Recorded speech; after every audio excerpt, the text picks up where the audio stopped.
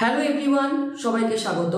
তোমাদের টেকনিক্যাল এডুকেশনের চ্যানেল গোপাল চ্যাটার্জি ম্যাথামেটিক্সে আমরা প্রত্যেকেই জানি যে গতকাল প্রকাশিত হয়েছে পলিটেকনিকের 3rd এবং 5th সেমিস্টারের সেমিস্টার রেজাল্ট।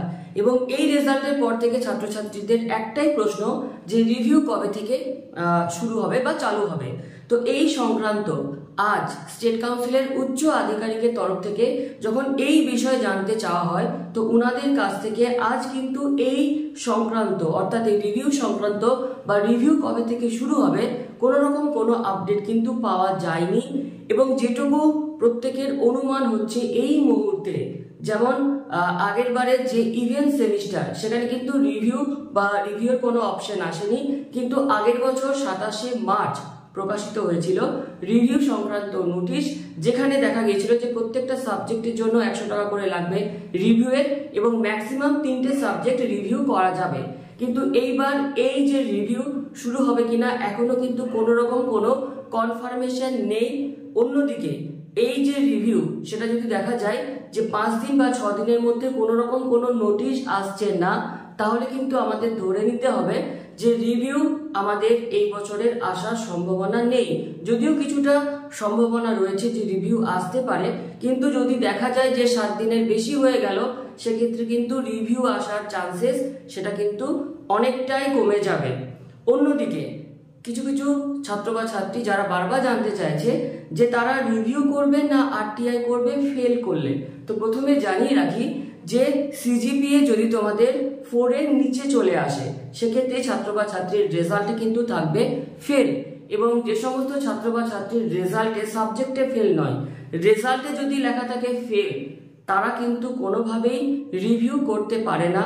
তাদের ক্ষেত্রে যে বেস্ট অপশন, যদি সে কনফিডেন্ট থাকে যে আরটিআই করলে আমার নাম্বার বাড়বেই, সেক্ষেত্রে সেই ছাত্র বা ছাত্রীর বেস্ট অপশন আরটিআই করা। আর এক্ষেত্রে অনেকে জানতে চেয়েছে যে আরটিআই কতগুলো সাবজেক্টে করতে পারি, তো এরকম কোনো লিমিটেশন নেই। আরটিআই এর ক্ষেত্রে তোমার যতগুলো সাবজেক্ট পছন্দ বা তোমার মনে হচ্ছে যে এই সাবজেক্টে আমার মার্কস বাড়তে পারে, আমি কনফিডেন্ট, ততগুলো সাবজেক্টের কিন্তু তুমি রিভিউ করতে পারবে।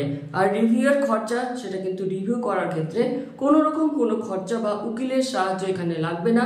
তো রিভিউ কিভাবে প্রসেস বা তার কি প্রসেস সেটাও কিন্তু আজকে বিভিন্ন যে আমার টেলিগ্রাম চ্যানেল হোয়াটসঅ্যাপ গ্রুপ রয়েছে সেখানে শেয়ার করেছি।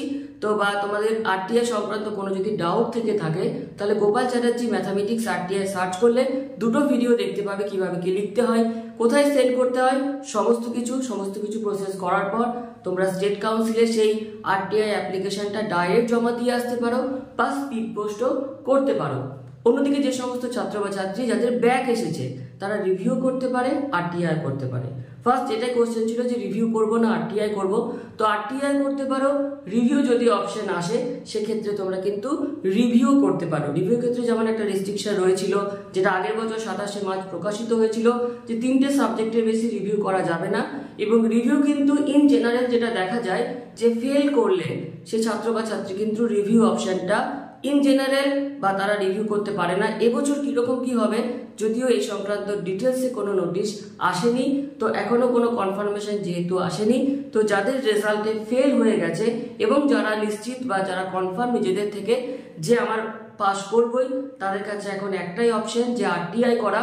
আরটিআই কবে থেকে করা যায় বা কত দিন পর্যন্ত করা যায়, রেজাল্ট প্রকাশের দিন থেকে 90 দিন পর্যন্ত ছাত্র বা ছাত্রীরা তারা কিন্তু আরটিআই করতে পারে। তো যাদের ক্ষেত্রে এরকম ব্যাক এসেছে বা ফেল করে গেছো তোমরা চাইলে আরটিআই করতে পারো। পরে যদি দেখা যায় যে রিভিউ অপশন দিচ্ছে, খুবই ভালো কথা, তখন রিভিউ করে নিও। তো এই মুহূর্তে আপাতত আরটিআই করাটাই আমার ব্যক্তিগত মতামত যে বেস্ট অপশন হবে তোমাদের জন্য।